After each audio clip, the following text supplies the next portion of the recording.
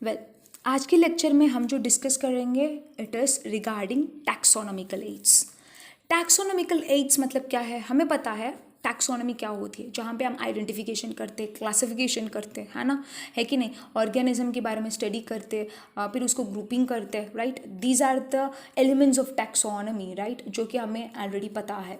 Taxonomical aids मतलब क्या है, जब एक ऑर्गेनिज्म के बारे में हम नया आइडेंटिफाई कर रहे हैं, उसको हमें क्लासिफाई करना हो, ठीक है, उस वक्त ऐसा कुछ मटेरियल हमें मिल रहा है जिसको हम रेफरेंस की तरह यूज़ कर सकते, ओके, जिसको हम मतलब एक हेल्पिंग टूल की तरह यूज़ कर सकते हैं for the purpose of identification and classification.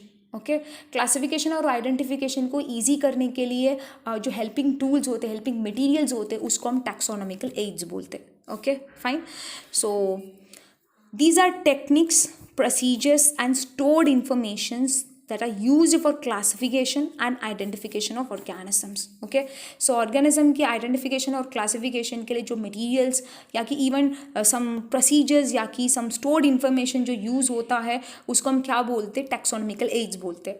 so क्या क्या taxonomical aids होता है, that are flora, manual, monograph, journal, catalogue, herbarium, botanical gardens, museum, zoos and taxonomy keys, ये सब के बारे में हम डिस्कस करने वाले हैं। ओके, सो एक करके डिस्कस करते जाएंगे। Okay, so coming to flora, flora मतलब है क्या।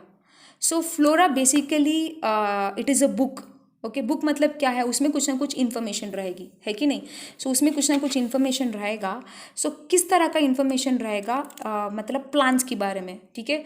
फ्लोरा मतलब क्या है, स्पेशली प्लांट्स के बारे में जो इन्फॉर्मेशन रहता है उसको हम क्या बोलते हैं, उस बुक को हम फ्लोरा बोलते हैं। ओके, सो फौना फ्लोरा की मतलब आप पढ़े होंगे ना छोटे क्लासेस में, fauna is related to animals and flora is related to plants. Okay, so it is basically book that provides the information of different types of plants that is present in a defined geographical area.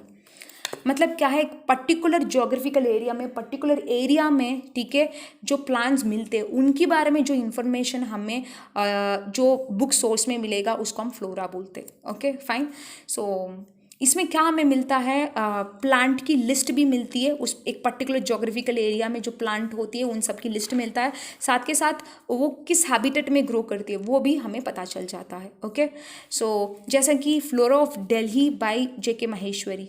सो जेके महेश्वरी ने जो flora मतलब एक book जो उन्होंने लिखे थे, दिल्ली में जिस तरह का मतलब प्लांट्स ग्रो करते उसके हैबिटेट क्या है, ठीक है। सो सिमिलरली हम ऐसा भी हो सकता है कि फ्लोरा ऑफ असम या कि फ्लोरा ऑफ एक particular district, particular place in Assam. Okay, so एक particular place, particular geographical area में जो प्लांट्स ग्रो करते हैं उनकी लिस्ट और उनके हैबिटेट, उसके बारे में जो इन्फॉर्मेशन मिलती है, that is what is the flora. Okay, so moving on to the next taxonomy की, that is manual. So manual क्या होती है, सो यहाँ पे क्या होता है, यहाँ पे भी प्लांट्स की लिस्ट मिलती है एक पर्टिकुलर एरिया की, पर्टिकुलर एरिया की प्लांट्स की लिस्ट जो हमें मिलता है उसके साथ साथ उस प्लांट के बारे में कुछ डिस्क्रिप्शन भी मिलती है, वो किस तरह का प्लांट है। ओके, उसके बारे में डिस्क्रिप्शन भी मिलता है। Okay, so it basically gives information about specific groups of plant. एक पर्टिकुलर एरिया मतलब वाइड एरिया नहीं, फॉर एग्जाम्पल असम में बहुत सारा वाटर बॉडीज़ है ना, सही है कि नहीं। फॉर एग्जाम्पल अब उसमें मतलब फ्रेश वाटर बॉडीज जो है, उस fresh water bodies like lakes and rivers जो का, उसमें किस तरह का मतलब उसके आसपास में किस तरह का मतलब एक्वाटिक प्लांट्स जो ग्रो कर रहे हैं, ठीक है। सो इस तरह का जो इन्फॉर्मेशन जो मिलता है उसको हम क्या बोलते हैं, मैनुअल बोलते हैं। ओके, जैसे कि मैनुअल ऑफ मेडिसिनल प्लांट्स, ठीक है। सो एक असम में जो मतलब बहुत सारे प्लांट्स हैं उनमें से जो मेडिसिनल प्लांट्स है वो एक पर्टिकुलर ग्रुप में आएगा ना, ठीक है। सो उसके बारे में जो लिस्ट रहेगा, जो प्लांट की लिस्ट रहेगा, जो डिस्क्रिप्शन रहेगा, उसको मैनुअल बोलते हैं। So moving on to the third taxonomical aid, that is the monograph. Monograph की अगर हमें बात करनी है तो यहाँ पे हमें क्या मिलता है कि कोई एक मोनो मतलब सिंगल, आपको पता है ना, मोनो मतलब सिंगल।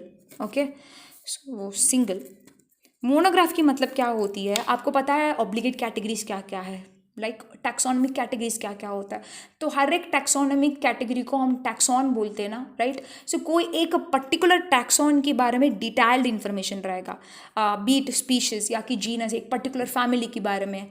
तो इस तरह का कोई एक पर्टिकुलर कैटेगरी, कोई एक पर्टिकुलर टैक्सॉन के बारे में जब डिटेल्ड इन्फॉर्मेशन होती है उसको हम क्या बोलते हैं, टैक्सॉन बोलते हैं। ओके, जैसे कि मोनोग्राफ ऑफ जीनस अवीना। अवीना मतलब क्या होता है, ओट प्लांट, ओट्स। ओके, नेक्स्ट क्या है कि जर्नल। जर्नल जो है आप नाम सुने होंगे, है ना। जर्नल क्या होता है, for example even commercial magazine journal वगैरह भी मतलब मंथली मंथली आता है ना। जो लोग रिसर्च करते हैं ना उनको ज़्यादा पता होता है, जो साइंटिस्ट होते हैं, राइट। सो फॉर एग्जांपल एक पर्टिकुलर प्लांट, मेडिसिनल प्लांट के बारे में रिसर्च हो रहा है, ठीक है। उसके बारे में फॉर एग्जांपल मान लीजिए एक पर्टिकुलर प्लांट है, उसमें उसमें कैंसर ट्रीट करने के लिए कुछ प्रॉपर्टी है। तो क्या होगा, मतलब मेडिकल कम्युनिटी में, साइंटिफिक रिसर्च कम्युनिटी में वो पर्टिकुलर प्लांट के बारे में थ्रू आउट द वर्ल्ड अलग अलग लोग रिसर्च करते रहेंगे उसके बारे में। मतलब हाँ, लाइक एवरी मंथ या एवरी 3 months वंस या कि एवरी 6 months वंस क्या होता है, वो पर्टिकुलर जो रिसर्च डेटा है मतलब फॉर एग्जांपल अमेरिका में किसी ने रिसर्च किया है, वो रिसर्च की उनकी रिजल्ट क्या है वो उसमें वो क्या करेंगे, अपडेट करेंगे। Okay, so results of ongoing research is published in journals. Okay, so journal क्या आपको समझ आ रही है ना। Okay, moving on to the next taxonomic aid that is called catalogue. क्या है, कैटलॉग। ओके, सो कैटलॉग मतलब क्या होता है, आप फॉर एग्जाम्पल गारमेंट शॉप या दुकान में, कपड़े की दुकान में अगर आप जाते हैं ना, तो वहाँ पे कैटलॉग दुकानदार दिखाता है आपको। उसमें क्या होता है, एक मॉडल होता है जिसमें मतलब वो जो कपड़े जो है, मटेरियल जो है उसको मतलब लगाते हुए कैसे रहेगा करके एक तरह का मतलब डिस्क्रिप्शन उस फोटो देके हमें समझ में आता है, राइट।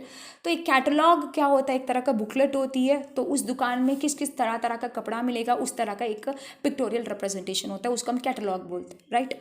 वेरस इसमें मतलब टैक्सोनॉमिकल एड में जो कैटलॉग है ये भी उसकी तरह ही है, जैसा कि it is also kind of a small booklet. Okay, यहाँ पे ये जो स्मॉल बुकलेट जो है, यहाँ पे क्या मिलता है, it gives the accounts of books related to botanical titles. मतलब कि प्लांट्स के बारे में जो भी बुक्स है, ठीक है, उस सब के टाइटल इसमें रहेगा और कौन सी ऑथर ने मतलब इसको मतलब लिखा है पर्टिकुलर बुक को, ऑथर की इन्फॉर्मेशन रहेगा और उनकी पब्लिकेशन भी इसमें मिलेगी। जैसा कि आप कोई भी एक स्टैंडर्ड बुक जो है ना, अगर आप उसको खोलेंगे तो साइंस बुक को, उसमें क्या रहेगा, पहले मतलब कौन सी चैप्टर है, मतलब कौन सी पेज नंबर में, ये सब मिलता है ना, वो भी एक तरह का कैटलॉग ही है। ओके, टाइटल उसमें लिखा हुआ रहता ना, राइट। सो इस तरह का इन्फॉर्मेशन जो है कि प्लांट्स के बारे में रहती है, that is what is called the catalogue. Okay, so अभी तक जो भी हमने टैक्सोनॉमिकल एड डिस्कस किए, ओके, इसके साथ साथ आज के लेक्चर में हम थोड़ी डिटेयली एक पर्टिकुलर टैक्सोनॉमिक एड के बारे में डिस्कस करेंगे, दैट इज़ हेर्बेरियम। क्या है, हेर्बेरियम। ओके, सो हेर्बेरियम के बारे में थोड़ी डिटेल इसलिए हमें डिस्कस करना ज़रूरी है क्योंकि बहुत सारे क्वेश्चन जो है हेर्बेरियम रिलेटेड आती है। ओके, सो बाकी रिलेटेड भी आ सकता है पर हेर्बेरियम की रिलेटेड क्वेश्चन बहुत ज़्यादा आने का चांसेस है। So that is why we are quite dealing it in a detail manner. Okay, herbarium के बारे में अगर हम बात करनी है तो सो बेसिकली हेर्बेरियम क्या है, हम सब छोटे में ये ज़रूर किए होंगे। वो क्या है कि फॉर एग्जांपल कुछ फ्लावर हमें ज़्यादा पसंद आया या कि कुछ प्लांट की पत्ता हमें ज़्यादा पसंद आया ना, वो क्या करते हैं छोटे में ना कि बुक्स के बीच में रख देते है कि नहीं, सब किए होंगे लगभग। तो कुछ दिन के बाद हम भूल भी जाते हैं उसको हमने रखा है। धीरे धीरे क्या हो जाता है, वो जो पर्टिकुलर पत्ता जो हमने अंदर रखा है ना वो थोड़ा ड्राई हो जाती है ना। वो जो ड्राई बन जाता है ना, ठीक है, दैट इज़ द स्पेसिमन इन हेर्बेरियम। हेर्बेरियम में वही स्पेसिमन है। स्पेसिमन मतलब आपको पता है ना क्या है, जो लेबोरेटरी में हमें दिखाने के लिए कुछ मतलब मॉडल ऑर्गेनिजम्स वगैरह रखते, राइट।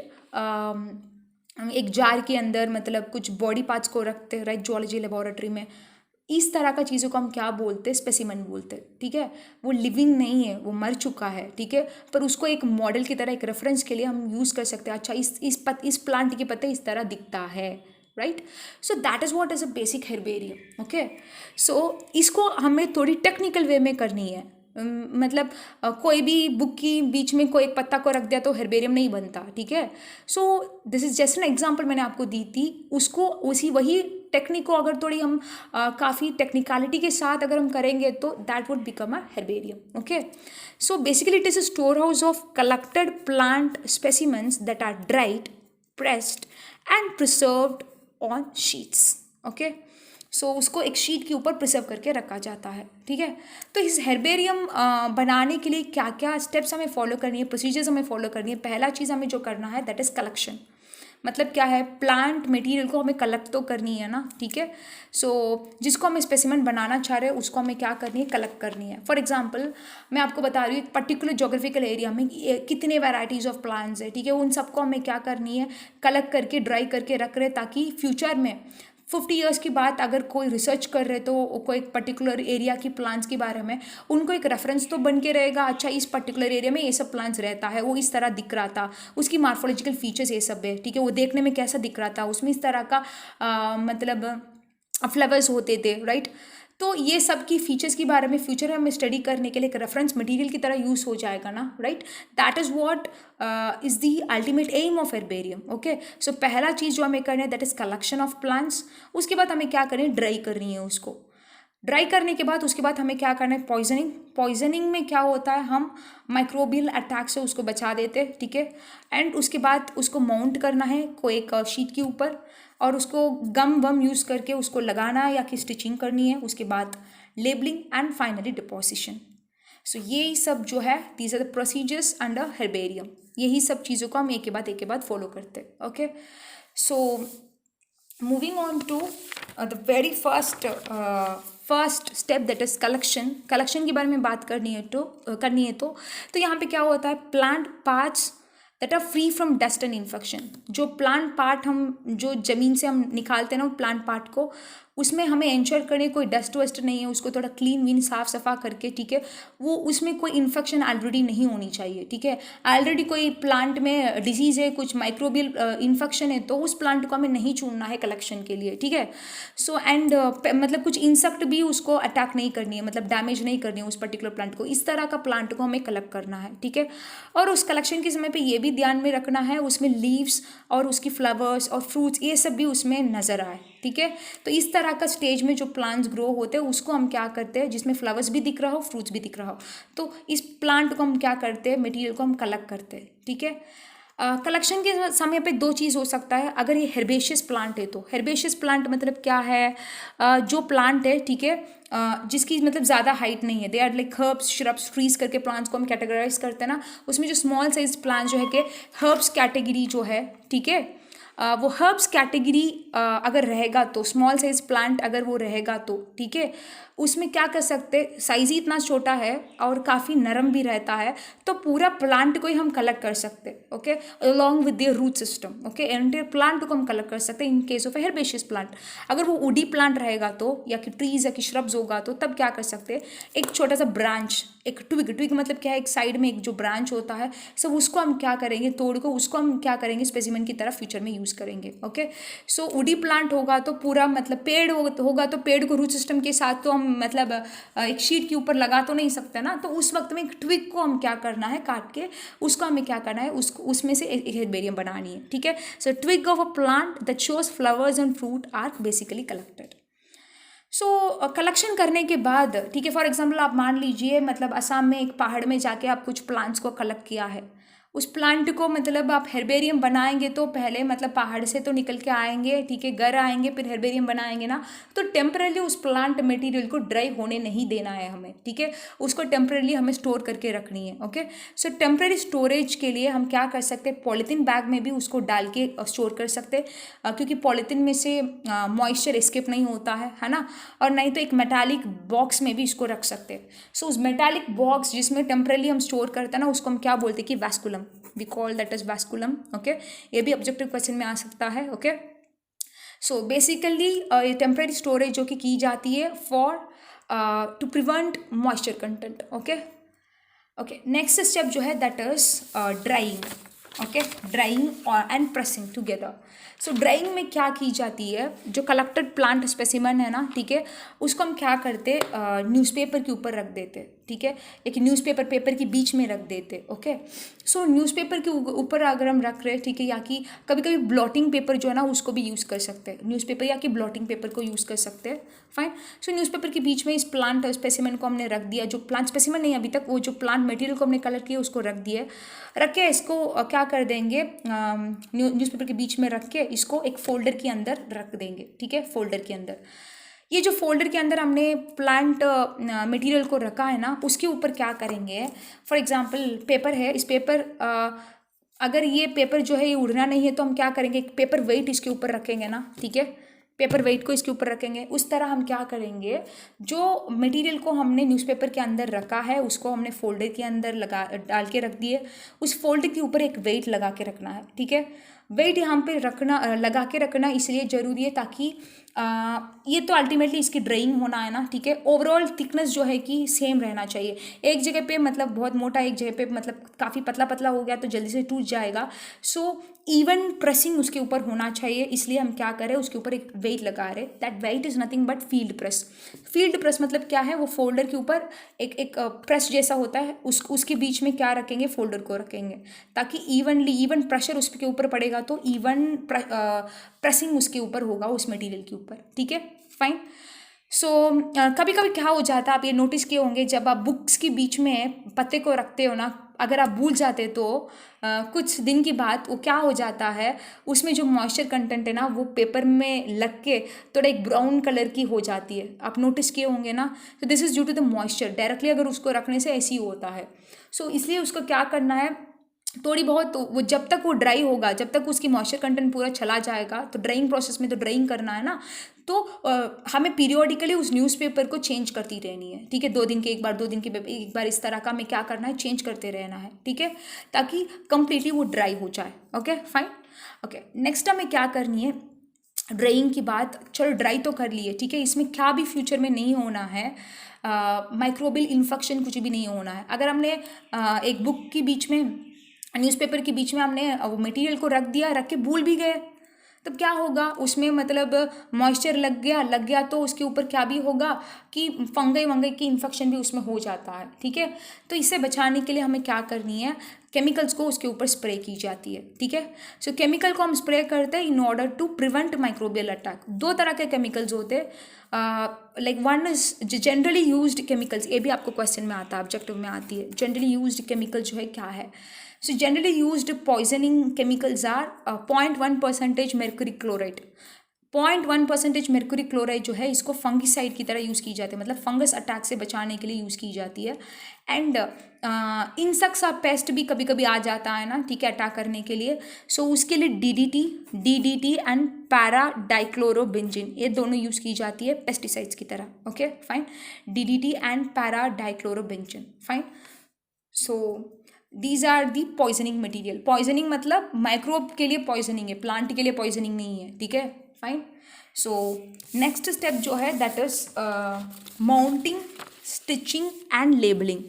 माउंटिंग मतलब क्या है, जो ड्राइड मटेरियल है उसको हमें एक शीट, हेर्बेरियम शीट जो है उस शीट के ऊपर हमें पेस्ट करके रखना है, that is what is a mounting.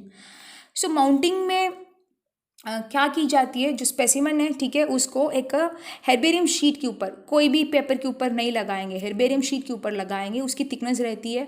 And हेर्बेरियम sheet की, जैसा कि एक A4 शीट, A3 शीट की साइज स्पेसिफिकेशन होता है ना, हेर्बेरियम शीट का भी साइज स्पेसिफिकेशन होता है, ये भी क्वेश्चन में आ जाता है, ठीक है। सो साइज रेंज कभी कभी क्वेश्चन में आता है, ये भी इंपॉर्टेंट है, ठीक है। सिर्फ अभी तक मैंने आपको 3 जगह पे इंपॉर्टेंट करके बताया, ठीक है, तो आप सोचो कितनी, इसलिए हेर्बेरियम के बारे में थोड़ा डिटेली हमें डिस्कस करना था। सो इंटरनेशनल स्टैंडर्ड साइज जो है हेर्बेरियम की वो कितना है, 41 × 29 सेंटीमीटर। ओके, सो 41 × 29 सेंटीमीटर उस शीट की साइज होनी चाहिए। लेंथ टू ब्रेथ की जो रेशियो है 41 × 29 सेंटीमीटर होनी चाहिए, ठीक है। This is a standard, ICBN के रूल्स के हिसाब से एक हेर्बेरियम शीट जो है इसमें यही स्टैंडर्ड साइज होनी चाहिए, नहीं तो इसको एक्सेप्ट नहीं करेंगे, ठीक है। सो उसके बाद स्टिचिंग मतलब क्या है, हमने लगा दिए पेपर के ऊपर, इधर उधर हिल जाएगा ना, तो उसके ऊपर माइन्यूट स्टिचेस भी लगा सकते हैं ना, तो अगर डैमेज करेगा करके हो सकता है तो तब उसको ग्लू या कि गम लगा के उसको हम चिपका भी सकते हैं। ओके, तो हेर्बेरियम शीट जहाँ पे हमने ड्राइड मटेरियल को माउंट कर दिए, लगा दिए, अभी क्या करनी है, ये कौन सी प्लांट मटेरियल है उसके बारे में इंफॉर्मेशन भी तो पता होनी चाहिए, है ना, उस प्लांट की नाम क्या है, ये सब चीज़ें हमें पता होनी चाहिए। This is called the label. जैसा कि आप ब्राउन शीट के ऊपर लेबल लगाते हो ना, एक कौन सी बुक के नाम क्या है, आपका नाम, उस तरह का लेबल जो है हेर्बेरियम शीट में हमें मेंशन करनी है, देना है। ठीक है, सो वो लेबलिंग जो है, ठीक है, वो कहाँ पे की जाती है, ये हेर्बेरियम शीट है तो हेर्बेरियम शीट की राइट हैंड साइड की कॉर्नर जो है वहाँ पे ही लेबलिंग की जाती है। Okay, labelling is made on the lower right hand corner of the herbarium sheet. उस लेबल में क्या क्या इन्फॉर्मेशन रहेगा, जो साइंटिफिक नेम, वो प्लांट की साइंटिफिक नेम जो बाइनोमियल नेम है वो रहेगा, और जिस एरिया में वो प्लांट को कलेक्ट किया गया है, जिस लोकेलिटी से, उस लोकेलिटी में उसको लोकल नाम क्या है उस पर्टिकुलर प्लांट की, सो उसकी वेर्नाकुलर नाम भी उसमें मेंशन होके रहेगा, और ये पर्टिकुलर प्लांट जो है कौन सी फैमिली को बिलोंग करता है, सो उसकी फैमिली की नाम, एंड किसने, कौन सी ऑथर ने, किसने उसको कलेक्ट किया है, सो ऑथर की नाम रहेगा, कौन सी डेट में इसको कलेक्ट की गई है और कौन सी जगह पे इसको कलेक्ट की गई, साथ के साथ उसकी हैबिटेट, वो प्लांट की हैबिटेट भी उसमें, हैबिटेट मतलब क्या है, मतलब किस तरह का एनवायरनमेंट में वो पर्टिकुलर प्लांट ग्रो करेगा, that is what is habitat. तो ये सारे इंफॉर्मेशन उस लेबल में मेंशन की जाएगी। Okay, so once after labelling हमें क्या करनी है, इसको डिपॉजिट करनी है। तो डिपॉजिशन में हमें क्या करेंगे हम, सो जो ड्राइड, अभी तो हमने स्पेसिमेन तो बना ही लिए, ठीक है, उसको माउंट भी कर लिए, लेबल भी कर लिए, अभी क्या करना है, एक रिकॉग्नाइज्ड ऑथराइज्ड हेर्बेरियम जो है, ठीक है, herbarium is actually like a library की तरह एक एरिया है। ठीक है, सो लाइब्रेरी की तरह एक प्लेस है जहाँ पे बुक्स वगैरह अरेंज हुआ रहता ना, उस तरह का, इस तरह का जो हमने स्पेसिमेन बनाए है, ठीक है, जो ड्राइड स्पेसिमेन बनाया है वो सारे स्पेसिमेन को कलेक्ट करके रखते हैं। ठीक है, बुक्स की कलेक्शन की तरह लाइब्रेरी में, हेर्बेरियम में क्या होता है, इस तरह का ड्राइड स्पेसिमेन, प्लांट स्पेसिमेन की कलेक्शन रहती है। सो एक ऑथराइज्ड रिकॉग्नाइज्ड हेर्बेरियम में क्या करना है, इसको जमा कर देना है। ठीक है, फाइन। सो वहाँ पे जब हम जमा करेंगे ना, वहाँ पे प्लांट्स को प्रॉपर वे में इसको अरेंज किया जाता है, जैसे कि लाइब्रेरी में फॉर एग्जांपल लिटरेचर बुक्स अलग करके और साइंस बुक अलग करके, मैगजीन्स अलग करके रखा जाता है ना, उस तरह का, उसकी इसके लिए एक पर्टिकुलर रूल्स होती है ना लाइब्रेरी में, उस तरह एक हेर्बेरियम में भी एक पर्टिकुलर रूल्स एंड रेगुलेशंस होती है। रैंडमली हम अरेंज नहीं कर सकते, क्योंकि बाद में इतनी लाखों लाखों प्लांट स्पेसिमेंट्स बन जाएगा उस हेर्बेरियम में, तो बाद में हमें ढूंढने में दिक्कत होगी। तो इसकी एक अरेंज करने के एक प्रॉपर अरेंजमेंट मेथड है, that is called Bentham and Hooker system of classification. So इसके बारे में मैं आपको बाद में बताऊंगी, Bentham and Hooker system of classification क्या है। सो एक क्लासिफिकेशन, एक ग्रुपिंग टेक्निक है जो कि बेंथम एंड हुकर साइंटिस्ट ने प्रोवाइड की है। सो हेर्बेरियम में इनका जो क्लासिफिकेशन सिस्टम है, इसके हिसाब से ही प्लांट स्पेसिमेन को अरेंज किया जाता है। Okay, fine.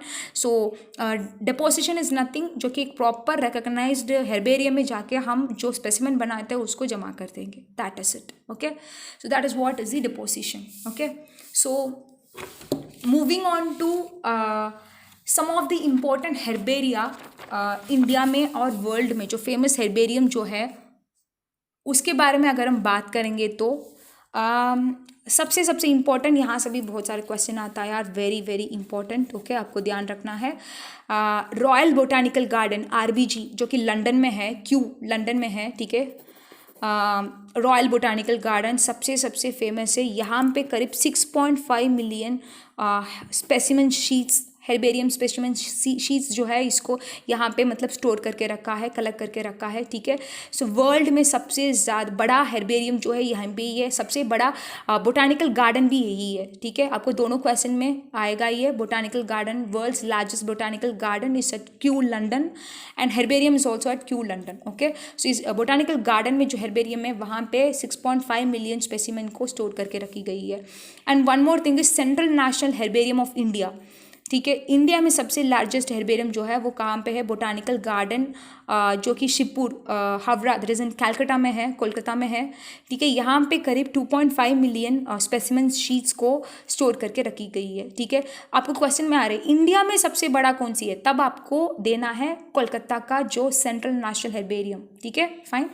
So this is largest botanical garden and herbarium in India.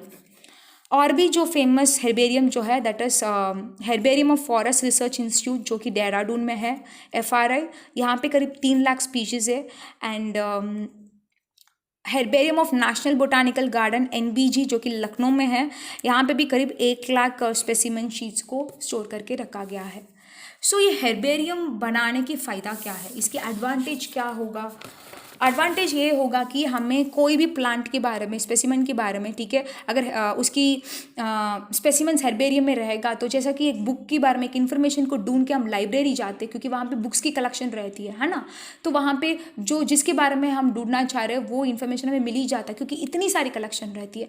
तो प्लांट्स के बारे में कोई भी साइंटिस्ट रिसर्च करेंगे, आइडेंटिफाई करेंगे, उसके क्लासिफिकेशन या टैक्सोनमिस्ट जो होंगे वो साइंटिस्ट को मतलब इस तरह का हेर्बेरियम रहेगा तो उनको वो जो आइडेंटिफाई कर रहे हैं वो बिल्कुल नया प्लांट है या कि ऑलरेडी इस तरह का प्लांट है, या इसकी मॉर्फोलॉजिकल फीचर को मतलब एक्सटर्नल अपीयरेंसेस को कंपेयर करके उनका नया प्लांट को ऑलरेडी एग्जिस्टिंग हेर्बेरियम में जो है उस स्पेसिमेन को कंपेयर करने से हमें पता भी चलेगा ना कि अच्छा ये इस एक ही फैमिली के नीचे आ सकता है, राइट। सो ये सब बेसिक रिसर्च के लिए यूज़ होता है, बेसिक आइडेंटिफिकेशन के लिए यूज़ होता है herbarium. Okay, so help in identification of plant specimen by comparing plant specimen in herbarium. Okay, so use for alpha taxonomic research. Alpha taxonomic research मतलब क्या है, जहाँ पे टैक्सोनॉमी में आइडेंटिफाई करके ग्रुपिंग करते हैं ना, स्पेशली उसकी मॉर्फोलॉजिकल फीचर्स मतलब क्या है, एक्सटर्नल अपीयरेंसेस, राइट।